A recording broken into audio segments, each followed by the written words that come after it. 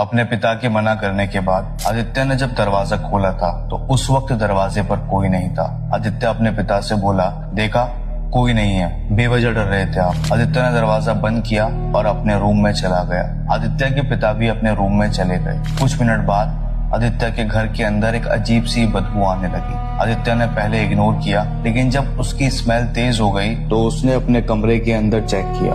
उसके बाद आदित्य किचन में गया, वहाँ भी सब ठीक था। उसने अपने पिता को आवाज दी। उसके पिता बाहर आए तो आदित्य ने उनसे बदबू के बारे में पूछा, लेकिन उन्हें किसी भी तरह की बदबू नहीं आ रही थी। आदित्य और उसके पिता वापस अपने कमरे में जाने लगे। तभी उन्हें ऐसा लगा जैसे उनके घर में बच्चे खेल रहे हैं। बच्चों की जोर जोर से हंसने की आवाजें आने लगी। दोनों डर गए और एक दूसरे को देखने लगे और देखते ही देखते उनके किचन से बर्तन गिरने लगे। कुछ ही पल में पूरे घर का माहौल खौफनाक हो गया। आदित्य और उसके पिता बुरी तरह डर गए। जब वो आवाजें बंद हुई और वो दोनों किचन में गए तो किचन का सारा सामान गिरा हुआ था। आदित्य और उसके पिता किचन में खड़े ये सब देख ही रहे थे। तभी उन्हें किसी के ऊपर से नीचे गिरने की आवाज आई। आदित्य और उसके पिता बाहर गए तो बाहर वही कुत्ता मरा पड़ा था। आदित्य उसे देखकर जोर जोर से चिल्लाने लगा। आदित्य के पिता भी बुरी तरह डर गए और वो आदित्य को अंदर खींच कर ले गए और जैसे ही उन्होंने दरवाजा बंद किया, दरवाजा जोर जोर से बजने लगा।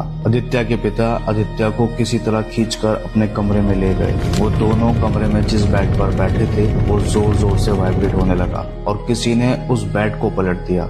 ये बात साफ थी कि जो भी उस घर में था वो ओपनली सामने आ चुका था और नहीं चाहता था कि आदित्य और उसके पिता उस घर में रहें। जैसे तैसे उन दोनों ने वो रात गुजारी और जब दिन निकला और आदित्य के पिता बाहर गए तो बाहर का नजारा देखकर उनके होश उड़ गए। अब इस मोड़ से उन दोनों की परेशानियां और भी भयानक होने वाली थी। उनके साथ ये सब क्यों हो रहा था, जो भी हो रहा था उसके पीछे कौन था, इसका राज खुलना अभी बाकी था।